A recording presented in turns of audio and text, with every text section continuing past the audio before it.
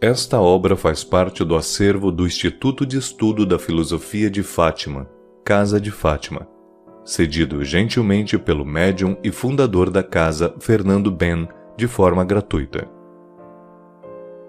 Para a confecção deste audiolivro, Mister se fez a participação caridosa do irmão e amigo Rafael Dias de Souza, e como narrador, Rudolf Christian Horacek.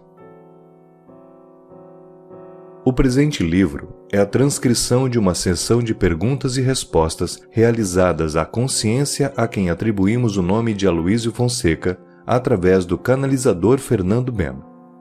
Ao fim, há uma mensagem de uma consciência que se apresenta dando o nome de Antônio, feita no mesmo dia. O Mestre e o Discípulo. Prefácio. Louvado seja Deus, nosso Senhor Jesus Cristo. Louvadas sejam as mãos daqueles que deixam escapar, nem que seja um cadinho, esperança de luz, de bons costumes, de boa vontade, de simples desejos. Louvado seja você, meu filho, minha filha, que consegue deixar escapar um pouquinho nas tuas mãos do perfume que vai tocar as pegadas daqueles que vêm depois que você passar. Aloísio Fonseca.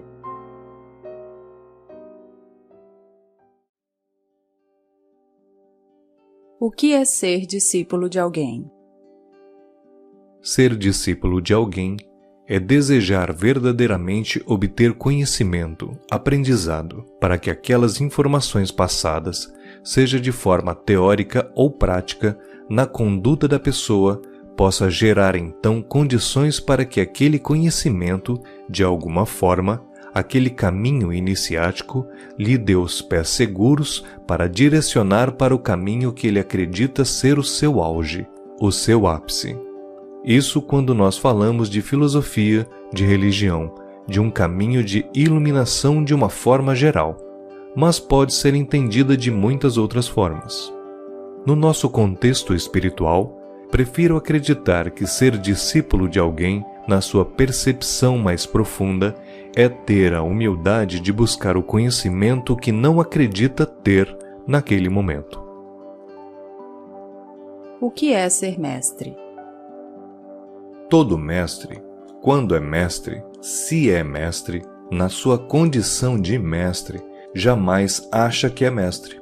Terá talvez a condição de entender que tem uma experiência que pode trocar, mas na sabedoria já por ser mestre, de que o aprendizado é gerado por todas as pessoas, em qualquer condição de absorção de conhecimento, experiência de vida, de tempo de vida física, de qualquer parâmetro. Porque quando nós observamos a vida de Jesus Cristo, ou mesmo quando observamos o comportamento de nossa irmã, da professora Fátima, nós vemos tanta simplicidade, não vemos arrogância, um desejo genuíno de ajudar, de incentivar. Quando nós tropeçamos falando alguma besteira, algum pensamento que não está certo, não há nenhum julgamento. Não há um caminho correto, melhor, mais acertado, porque, na realidade, não há um caminho só para todos. O mestre, na sua concepção de mais próximo da iluminação, ele compreende que cada ser, indivíduo, na sua situação de encarnado, desencarnado, tem seu caminho próprio para percorrer.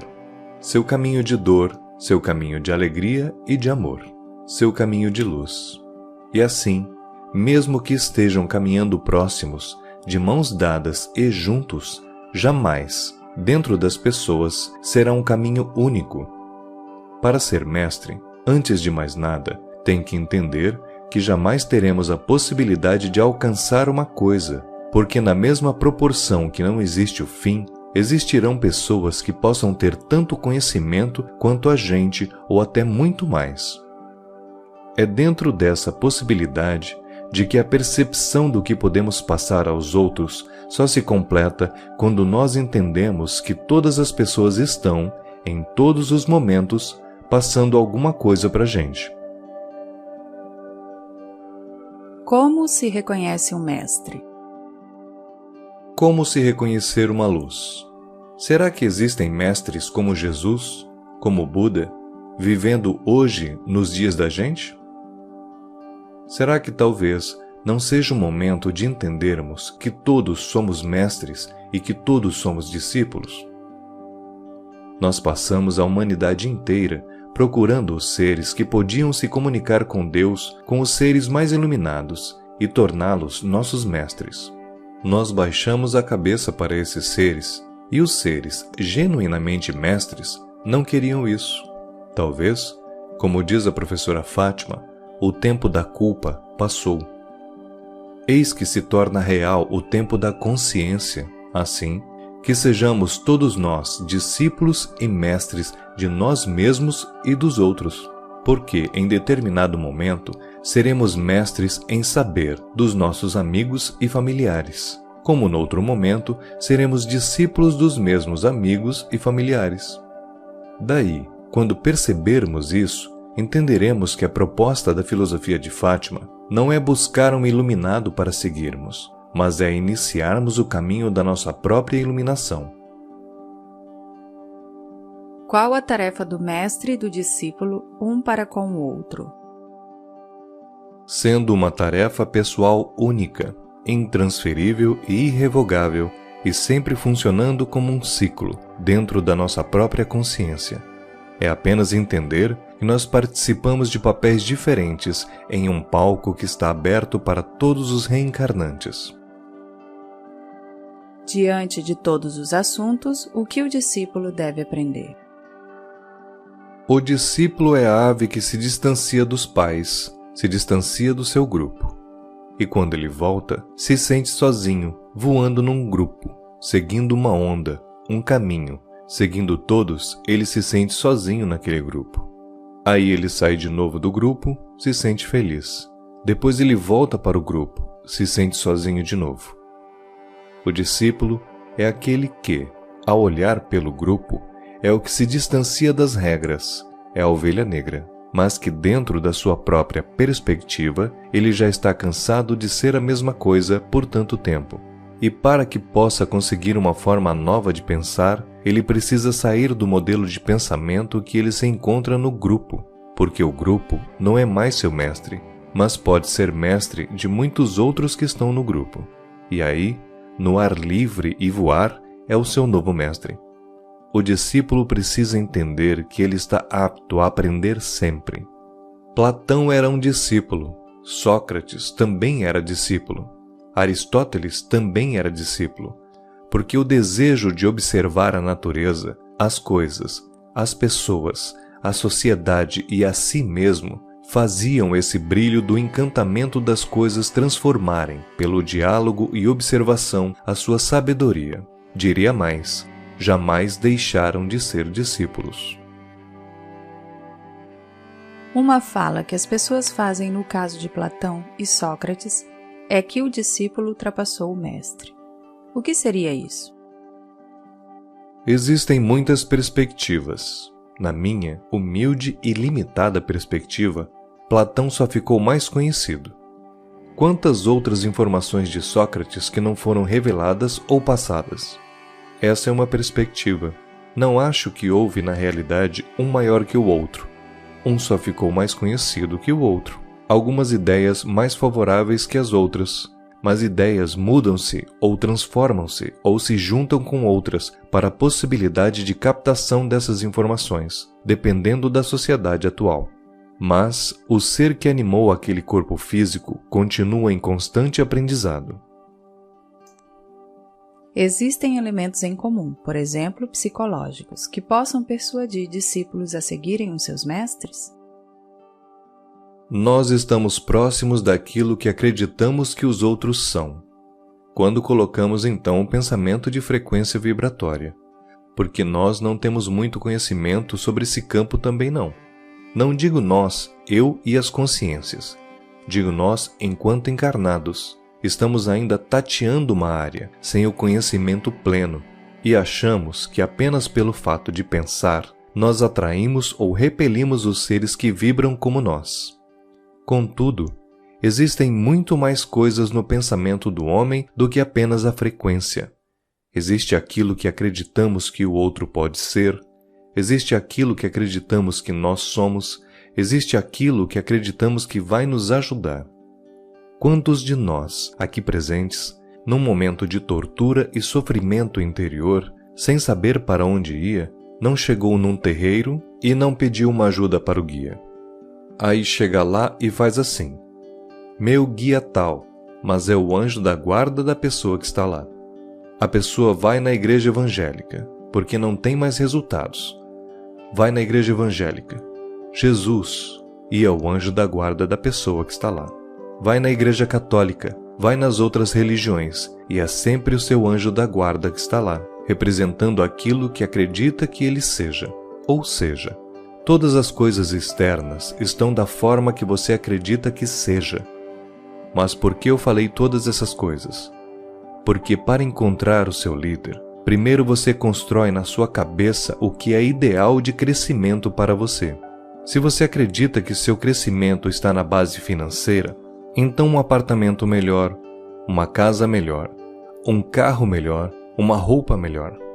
O seu líder vai ser necessariamente alguém que produza ou que você acredite que produza esses resultados, não é mesmo?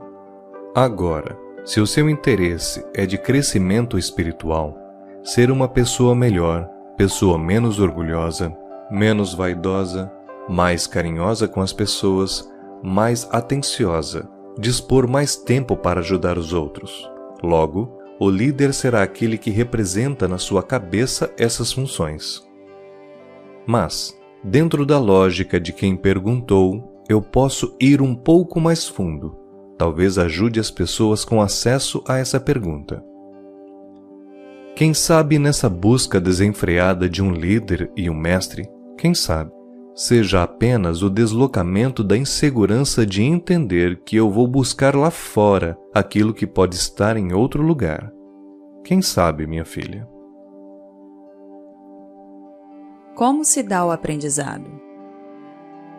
Todas as vezes que temos a humildade de entender que não sabemos todas as coisas e de que, mesmo uma criança com seus 2 anos de idade, pode nos ensinar tantas coisas. Todas as vezes que estamos passando por um caminho e observamos uma situação, em vez de ficar cego pelas circunstâncias. Quantas vezes isso acontece, não é mesmo? Nós passamos pelos mesmos lugares, parece que o tempo fica mais curto e não observamos mais as coisas dos lugares. Mas um dia, nós paramos e observamos e vemos que tem uma pessoa agindo de uma forma que nos ensina tanto. A condição do aprendizado ocorre quando o discípulo entende que o mestre dele está na posição de humildade a olhar as coisas que estão externas. Porque quando as coisas lá fora se modificam, no nosso olhar, é porque nós estamos mudando primeiramente. Sendo assim, o aprendizado ocorre quando o indivíduo, o ser, a consciência, toma juízo e conta de que, ao observar a si e o mundo, aquilo causa a transformação necessária. Daí, não serão meros acúmulos de informação que farão dele algo na vida, porque não faz nenhuma diferença do lado de cá, mas como ele despertou aquelas informações e podem ser úteis, mesmo que não repassadas, mas somente ao observarem a quem aprendeu. Qual o tempo necessário para aprender? Qual o tempo necessário para esquecer que aprendeu? Qual o tempo necessário para que a gente possa ensinar novas coisas? Qual o tempo necessário para se olhar um bem-te-vi ali na sua frente? Qual o tempo necessário para ver uma criança andar pela primeira vez? Qual o tempo necessário se a gente pudesse ver, em câmera lenta, uma gota caindo e tocando o riacho? Qual o tempo necessário para que a gente possa colocar nosso corpo numa água fresca, numa cachoeira?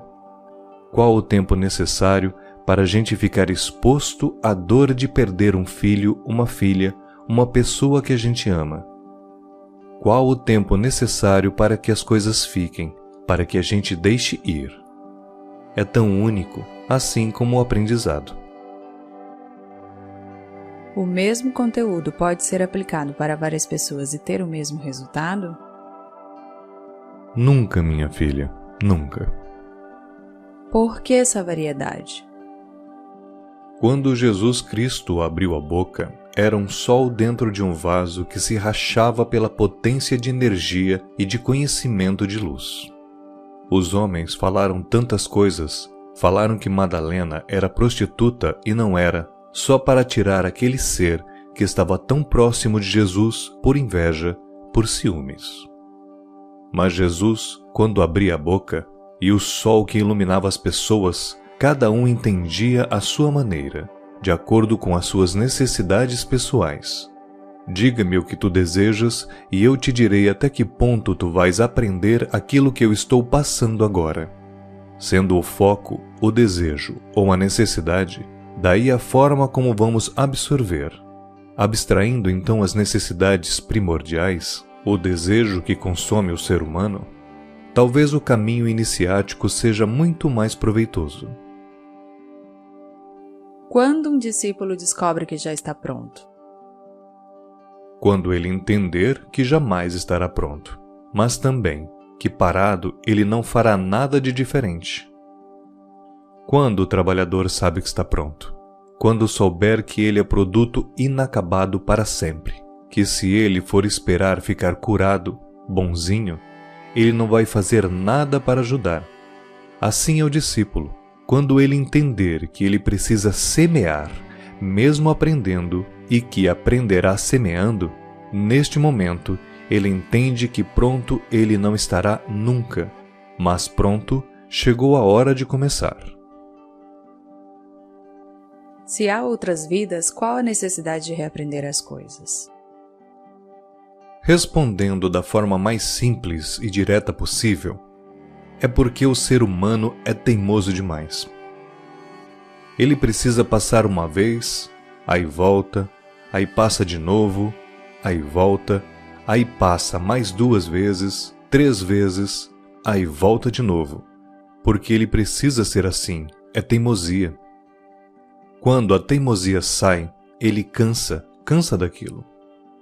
Meu filho, você é uma criança, não fique segurando ungido durante muito tempo, vai fazer ruim e a sua mão vai arder. Você vai e a criança faz. Chega um momento que ela perde a sensibilidade, entende? Causa uma dor tão grande e não faz mais. Nós reencarnamos para que o aprendizado se torne tão forte na alma, na consciência, e que não precise a gente passar mais por aquilo. Logo, se não nos sentimos culpados, responsáveis e vinculados àquele determinado drama, ele não passará perto da gente. Por que alguns seres preferem encarnar em missões enquanto monges ou padres e seguirem um caminho iniciático, enquanto outros preferem estar em sociedade? Há muitos motivos para que as pessoas escolham o seu caminho iniciático.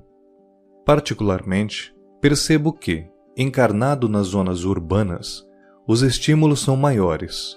O aprendizado também pode ser maior, principalmente para algumas questões de paciência, de humildade, simplicidade, de relações afetivas, relações interpessoais.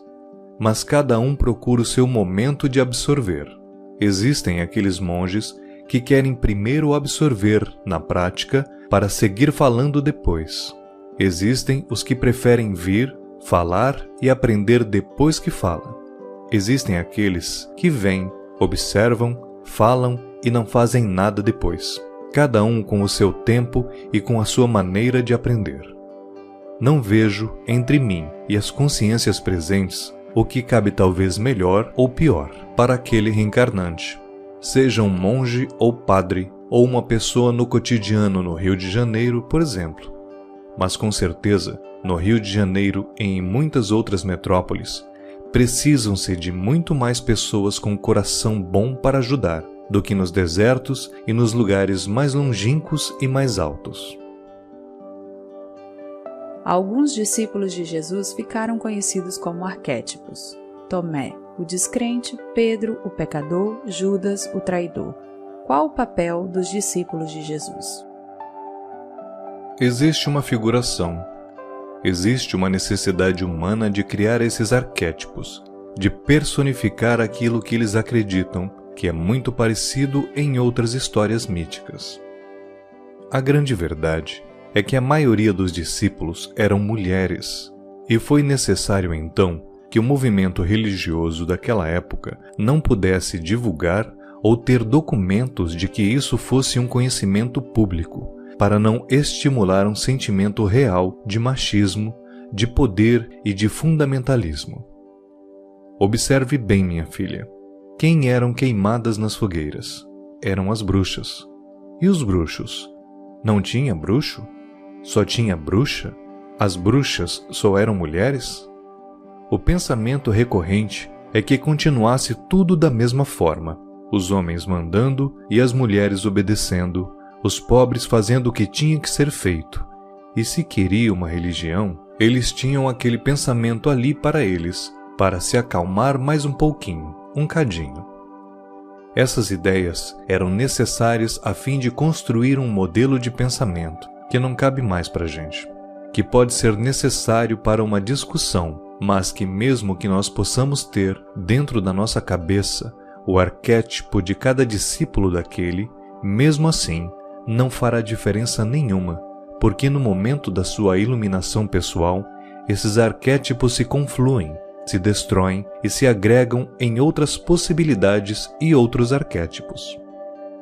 Sendo assim, o que é mais importante é observar. Será que ao ouvir Jesus em uma determinada parábola, como ouvia quando era criança, eu já entendo de uma forma diferente ou eu observo do mesmo jeito? Será que eu ainda busco Jesus da forma que eu era quando adolescente? Ou ele para mim já tem uma importância, um desdobramento na minha cabeça de forma diferente? Os discípulos tinham a possibilidade de observarem, de propagarem e de crescerem, cabendo a cada um, a si, a felicidade do dever cumprido ou não.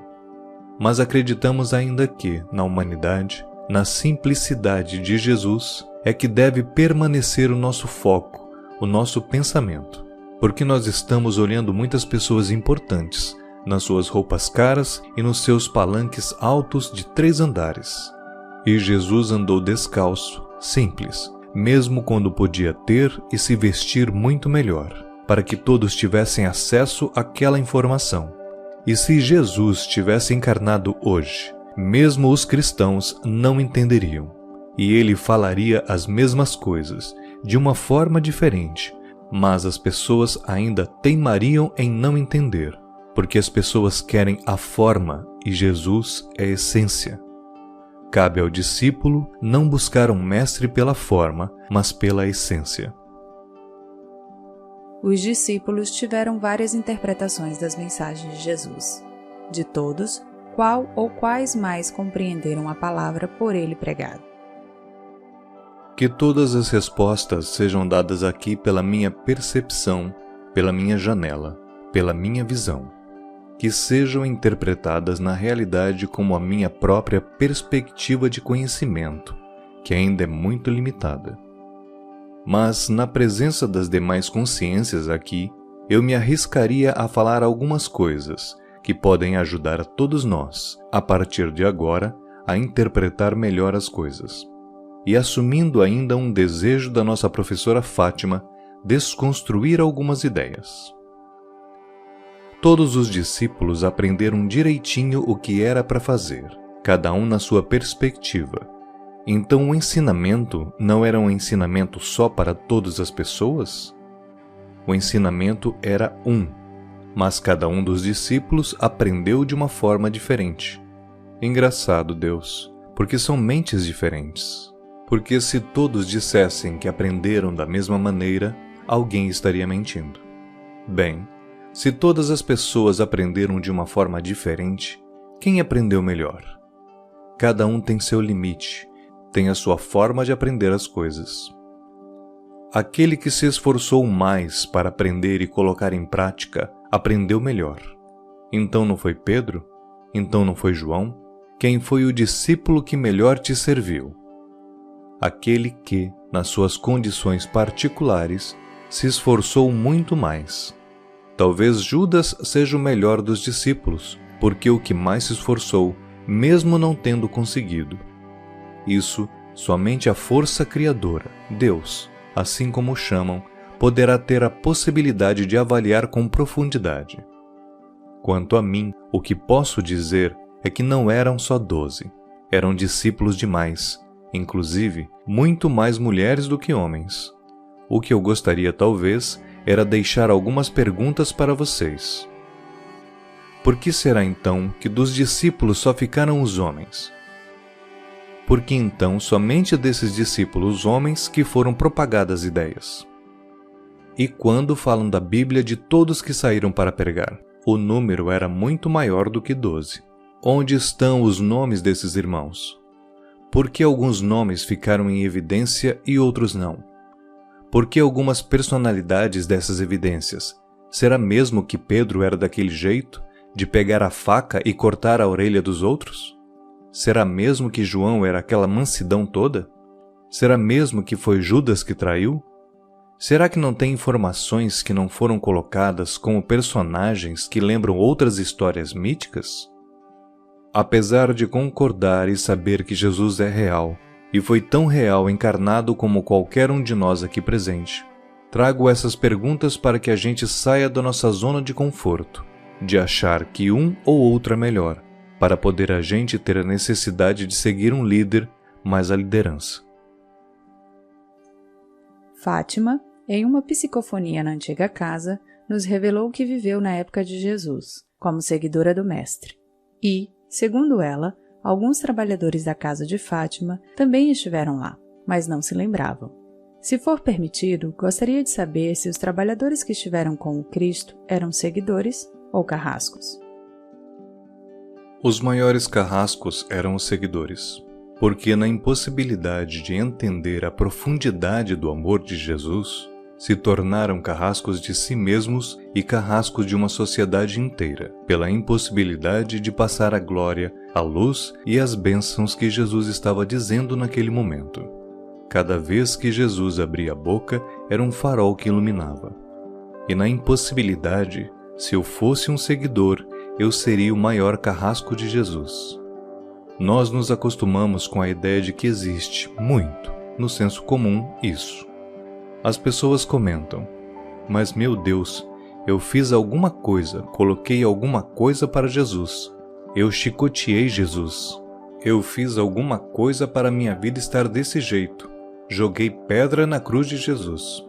Como se Jesus estivesse preocupado em punir as pessoas. Como se nós, pela ignorância, pela pequenez da alma, causássemos nossos próprios males através das reencarnações. Não fosse o suficiente de maldade, nós ainda queremos que um ser de luz seja responsável para punir aquilo que nós realizamos. Haja culpa, meus filhos. Resolvam essas culpas, meus filhos. Que Deus não culpa ninguém, não. Só nós que vamos criando os nossos deuses, nossos demônios, para dar um jeito de equilibrar a nossa cabeça. Então acredito piamente que, independente de qual seja a perspectiva de como esses seres que estão aqui estiveram naquela época, o mais importante é que estão se esforçando verdadeiramente para ser uma pessoa melhor, um ser melhor. Porque nada adianta chegar do lado de lá que não vira santo. Vamos ser o que nós somos. E nós somos o fruto do esforço que nós empregamos para realizar de melhor na vida. O resto é apenas folclore. São apenas representações, imagens, para acreditarmos estar num local que não existe. Essa pergunta é para o entendimento do público que não acompanha as comunicações da filosofia de Fátima. Madalena é conhecida como Apóstola dos Apóstolos, por ter passado aos discípulos a boa nova da ressurreição de Jesus. Madalena foi discípula de Jesus? Madalena era mulher de Jesus. Era discípula e mestre de si e do Mestre. Madalena tinha discípulos? Todas as pessoas que buscam a sua iluminação pessoal, que se sentem seguros disso, outros virão para aprender com elas. Nós somos discípulos de Madalena também. O Senhor tem alguma mensagem final para esse livro? que jamais cesse aquele que lê ou aquele que nos escute o desejo de aprender e que jamais cesse também a vontade de entender que aquele que nos criou depositou dentro de nós as maiores riquezas que podemos encontrar em qualquer lugar, porque onde nós formos, se formos tristes, estaremos tristes. Podemos estar no Havaí, estaremos tristes. No Canadá, estaremos tristes. No Rio de Janeiro, estaremos tristes. Mas se estivermos felizes em qualquer lugar do mundo, estaremos felizes. Assim, a maior riqueza não está fora, mas está dentro da alma, do coração e da mente do indivíduo. Minhas filhas, meus filhos, que não falte esse desejo, como o dos antigos filósofos, de nos encantarmos pela vida e pela natureza, por mais dor que tenhamos, de sermos simples como Jesus e de entendermos que é nessa simplicidade que se transforma o mundo. Louvado seja Deus e nosso Senhor Jesus Cristo. Pós-fácil. Salve a presença do Cordeiro. Salve a presença daqueles que divisam a luz, mas estão presos na lama. A minha colaboração nesse momento é a seguinte: a colaboração de quem ainda se veste com a lama. Certo dia, um homem andava pelo pântano durante muitas horas. Os pés estavam machucados. Uma hora, o pé estava tão dentro de buracos escondidos na lama e cortava. Cada vez que passava um passo dele, ele ficava mais desesperado. Era noite. Seus pés só tinham lama. Ouvia, pelo silêncio, as criaturas que viviam por lá. Deixavam ele mais preocupado. Tateava, tentando encontrar o melhor caminho. Outro momento ele tentou correr. A lama, às vezes na passada, cobria o joelho. E quando ele mais se desesperou, quando caiu e o rosto, o corpo ficaram cobertos de lama, e achando que não tinha mais solução nenhuma, eis que virou a cabeça para cima, tentando arrumar uma melhor forma de se entregar, pois não tinha mais solução para ele. Numa fresta que surgia de uma árvore, viu um pouco de luz da lua. Tentou relaxar mais um pouco e daquela luz da lua, acompanhando o dia, eis que um lírio brotava livre, lindo, claro, com uma beleza rara ali no pântano. Tudo ao seu redor cheirava mal. Seu corpo cheirava mal. As preocupações eram grandes, mas foi quando ele achava que não mais havia solução, ele viu esperança, como todo bom combatente, guerreiro que segue o Cordeiro. E na esperança que havia a luz do luar e aquela linda imagem na sua frente, esperou o ar chegar de novo. Com o pouco de luz que surgiu, ele foi voltando, tateando e achou o caminho de volta. Nós vamos passar a vida mergulhados no pântano ou vamos relaxar um pouco e pedir ajuda ao Cordeiro para sair dessa lama que nos envolve? Aquele homem entendeu, no seu momento de dor, que ele era o seu maior mestre. Fique com o Cordeiro. Um abraço do seu irmão, Antônio.